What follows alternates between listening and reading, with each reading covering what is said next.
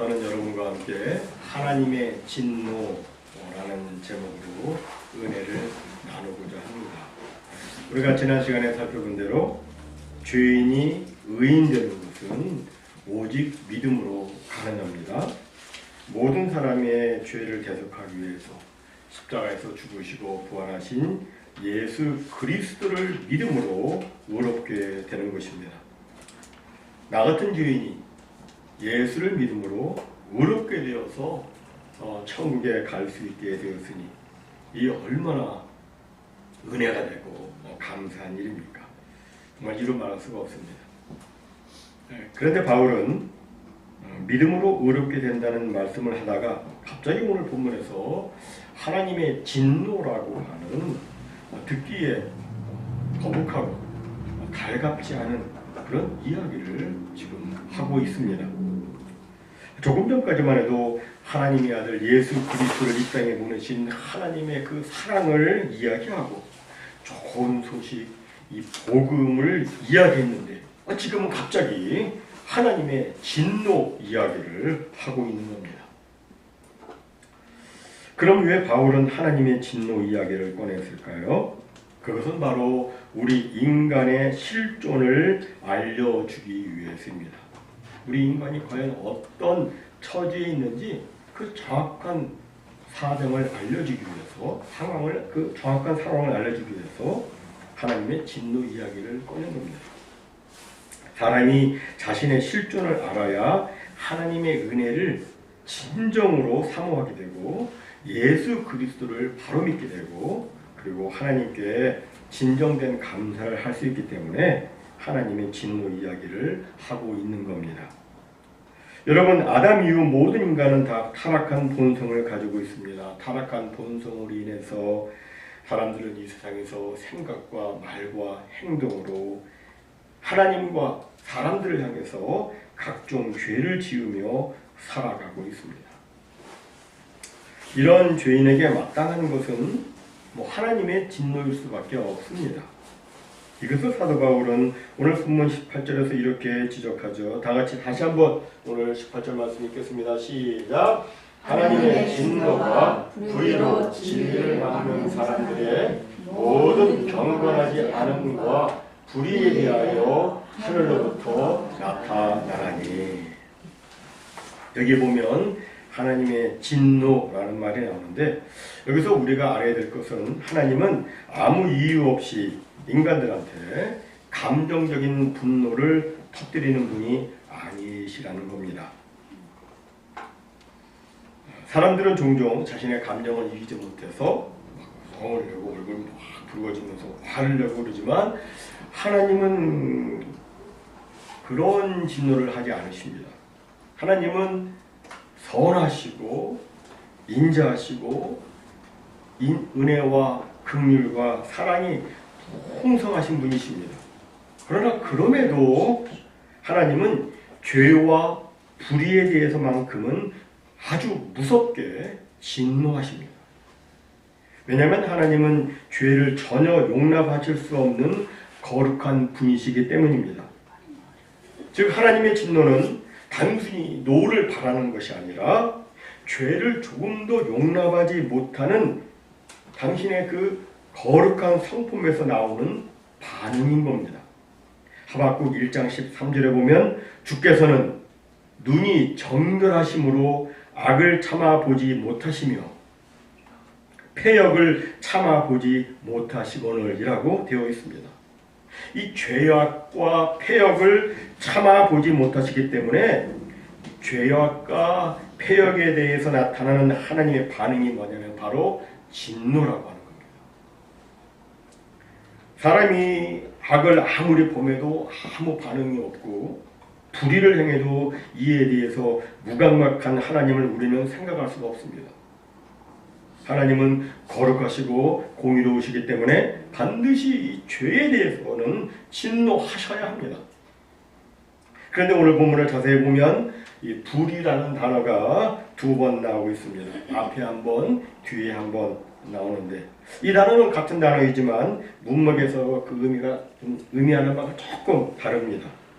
적절한 예가 될 수 있을지 모르겠는데 우리말에도 같은 글자이지만 의미가 다른 경우가 있죠. 예를 들어 그 사람은 말을 타자마자 사람들한테 큰 소리로 말하기 시작했다 라고 했을 때 앞의 말과 뒤의 말은 다른 것이죠. 또 영어로도 I could not bear to see that bear in the zoo 했을 때 앞에 bear와 뒤에 bear는 같은 글자이지만 의미는 다릅니다. 오늘 본문의 불의도 그렇습니다. 그럼 앞에 나오는 불의는 뭐냐? 앞에 나오는 불의는 죄 또는 일종의 악한 생각, 불의한 마음을 의미합니다. 즉, 이 세상에는 악한 생각, 옳지 못한 불의한 마음으로 진리를 막는 사람들이 있다는 겁니다. 시편 1편에 보면 복 있는 사람은 악인들의 꾀를 따르지 아니하며 죄인들의 길에 서지 아니하며 오만한 자들의 자리에 앉지 아니하고 라고 되어 있는데 이 세상에는 실제로 악인들의 꾀로 진리를 막고 죄인들이 진리를 막고 오만한 자들이 진리를 막는 일들이 있는 겁니다. 이렇게 악한 생각으로 하나님의 진리를 막는 사람들은 결국 아주 현저한 죄를 범하게 되는데 그 죄가 뭐냐면 바로 모든 경건하지 않은 죄와 불의의 죄인 것입니다. 그러니까 하나님께서는 마땅히 행해야 될 하나님의 진리의 말씀에 불의로 순종하지 않는 사람들의 모든 경건하지 않음과 불의에 대해서 진노하신다는 것이 오늘 본문의 의미인 거예요. 그럼 모든 경건하지 않은 죄란 무슨 죄를 말하는 걸까요? 그것은 바로 하나님께 대한 불경건의 죄를 의미합니다. 그리고 뒤에 나오는 불의는 사람들에게 행하는 죄를 의미합니다. 우리가 성경을 보면 하나님께서 명하신 계명들이 나오는데 그 계명들을 둘로 크게 나누면 하나님께 대한 계명과 그리고 사람에 대한 계명으로 나눌 수가 있습니다. 10계명에서도 보면 1계명부터 10계명까지 중에서 1계명은 4계명, 그 앞에 거는 하나님께 대한 계명이고 5계명부터 10계명은 우리 사람에 대한 계명으로 되어 있습니다. 이 중에 하나님께 대한 계명을 어긴 것이 바로 모든 경건치 않은 죄이고 그리고 사람에 대한 계명을 어긴 것이 바로 불의의 죄인 거죠. 그럼 여러분 왜 바울은 경건치 않은 죄를 앞에 두고 그 다음에 불의의 죄를 둔 것 같습니까? 그 순서로 바꿔가지고 불의를 먼저 앞에 놓고 그 다음에 불경건을 놓으면 안 되는 겁니까? 왜 바울은 불경건을 불의보다 앞에 두었을까요? 그 이유는 바로 하나님께 대한 죄가 사람에 대한 죄보다 항상 앞서고 근본적이기 때문입니다. 인간의 죄의 본질은 사람과의 관계보다도 먼저 하나님과의 관계에 있습니다. 하나님과 관계가 바르면 자연적으로 사람과의 관계도 바릅니다. 하나님과의 관계가 바르지 못하면 사람과의 관계도 바르지 못합니다. 하나님과의 관계는 우리가 마치 옷 입을 때 첫 단추를 끼우는 것과 같습니다. 제가 와이셔츠를 입는데 첫 단추 잘못 끼면 어떻게 되는 거예요? 그러면 그냥 다 틀어지는 거예요. 하나님과의 관계가 첫 번째고 가장 중요하죠. 다시 말해서 모든 죄의 시작은 하나님과 관계된 이 불경건에 있는 겁니다. 불경건이란 하나님을 존경하지 않는 것을 의미할 수도 있고 또 하나님의 영광을 위해서 사는 삶을 거절하는 것을 의미할 수도 있습니다. 성경에 말씀하고 있는 대로 우리 사람이 왜 창조되었습니까? 하나님이 왜 우리를 만드셨어요? 하나님의 영광을 위해서 그리하셨어요. 하나님의 영광을 위한 삶은 우리가 마땅히 해야 될 바예요. 그런데 하나님의 영광을 위해서 사는 삶을 거절하고 거부한다면 이것이 바로 하나님을 섬기지 않는 불경건의 죄가 되는 것이죠. 우리는 우리 주님께서 어느 계명이 가장 큽니까? 라고 묻는 한 율법사에게 주신 대답을 다시 한번 생각해 볼 필요가 있습니다. 어느 계명이 크냐고 묻는 율법사한테 예수님이 뭐라고 말씀하셨습니까?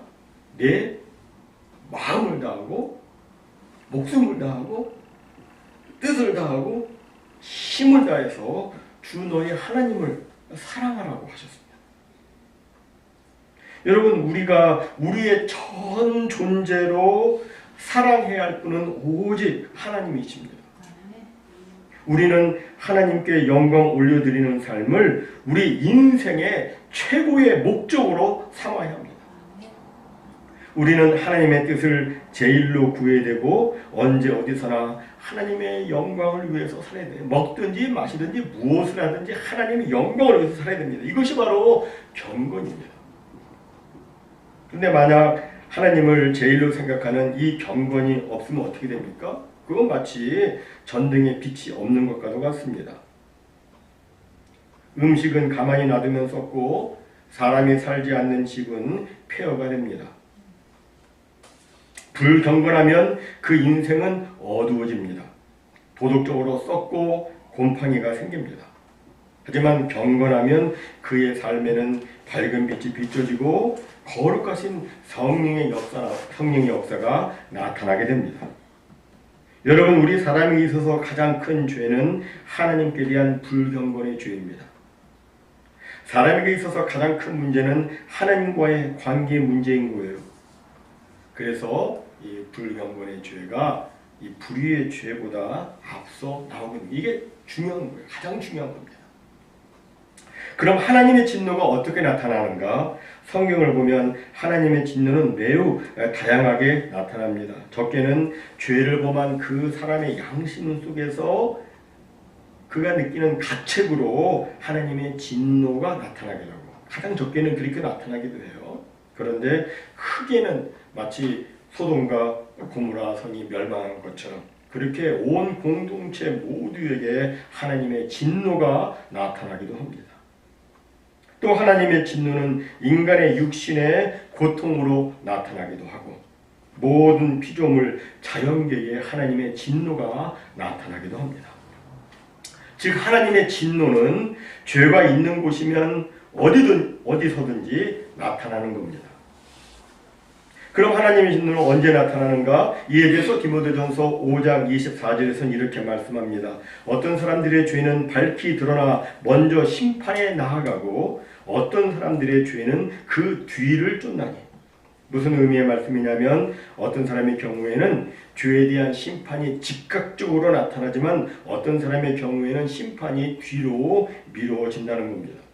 여러분, 두 사람이 똑같은 죄를 범했어도 어떤 사람은 그 죄로 인해서 즉각적인 심판을 받지만 또 어떤 사람의 경우에는 아무런 벌을 받지 않을 때가 있습니다. 그럼 그 사람이 벌 받지 않는다고 그 벌이 없어지는가? 그렇지 않아요. 하나님은 결단코 죄에 대해서 그냥 넘어가는 분이 아니십니다. 다만 그 벌을 뒤로 미룬 것뿐입니다. 성경은 이 점을 매우 분명하게 확실하게 가르쳐주고 있습니다.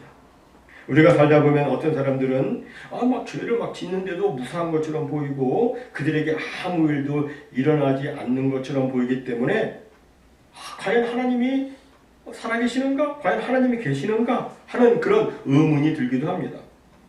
그리고 그런 현상들을 보면서 죄를 져도 벌 받지 않는 그런 모습들을 보면서 나도 그렇게 하면 되는 거 아닌가? 이렇게 시험에 들어가지고 그 사람들이 하는 것처럼 그렇게 하는 사람들이 종종 있습니다. 하지만 성경은 하나님의 심판은 반드시 시행된다고 말씀합니다. 노아 당시 사람들은 노아를 비웃고 조롱했습니다. 너는 100년 전에도 하나님이 심판하신다는 설교를 했지? 그러나 아무 일도 일어나지 않았다 하면서 사람들은 노아의 말을 듣지 않았을 뿐더러 조롱했습니다. 그런 일은 결코 일어나지 않을 거야 라고 그들은 여겼습니다. 그러나 때가 되매 그런 일이 일어났습니다. 이것이 바로 성경의 메시지입니다. 하나님의 진노의 심판은 즉각적일 수도 있고 그렇지 않을 수도 있습니다. 그러나 심판은 반드시 오고야 맙니다. 하나님께서 손을 들어 그들을 치지 않으시는 것은 하나님이 그들의 패역함에 관심이 없으셔서도 아니고 능력이 없으셔서도 아닙니다. 하나님은 다만 하나님의 영원한 계획과 섭리 속에서 그 때를 기다리시고 있는 겁니다. 하나님은 인간의 죄악에는 아무 관심도 없으시고 분개치도 않으실 것이라고 생각하는 것은 하나님을 아주 얕보고 무시하는 불경건한 사람의 생각인 겁니다. 하나님은 모르실 거야. 그런 거 없습니다. 하나님은 모든 것을 다 보고 계시고 인간의 심장 폐업까지 다 꿰뚫어 보시고 그 죄를 반드시 심판하십니다. 어떤 죄든지 그 죄를 향한 하나님의 진노의 불길은 계속해서 타오르고 있습니다. 하나님의 진노는 마치 댐에 많은 물을 저장하듯이 당분간 억제되고 있는 많은 물과도 같습니다. 댐을 만들면 거기에 물이 엄청 고이게 되죠.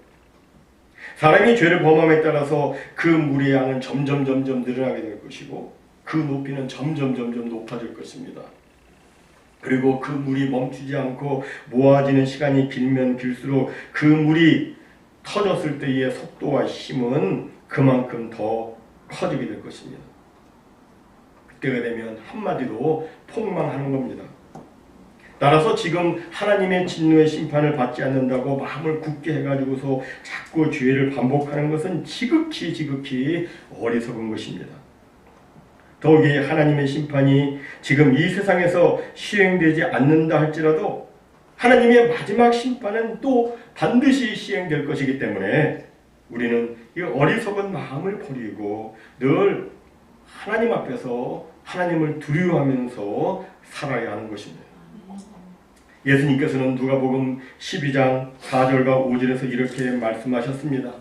내가 내 친구 너희에게 말하노니 우리를 아주 너무나 불쌍히 여기시는 거예요. 긍휼히 여기시고 내가 내 친구 너희에게 말하노니 몸을 죽이고 그 후에는 능히 더 못하는 자들을 두려워하지 말라.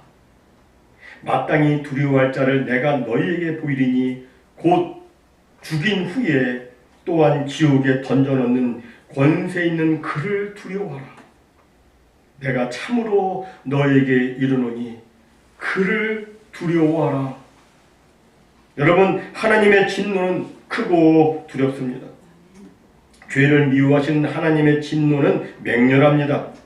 그 앞에서 모든 죄인들은 누군가의 표현처럼 회오리 바람 앞에 티끌이나 강렬한 불길 앞에 마른 건물과도 같을 겁니다.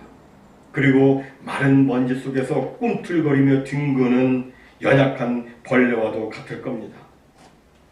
그럼 이런 하나님의 진노의 심판에서 어떻게 해야 구원을 받을 수 있는가?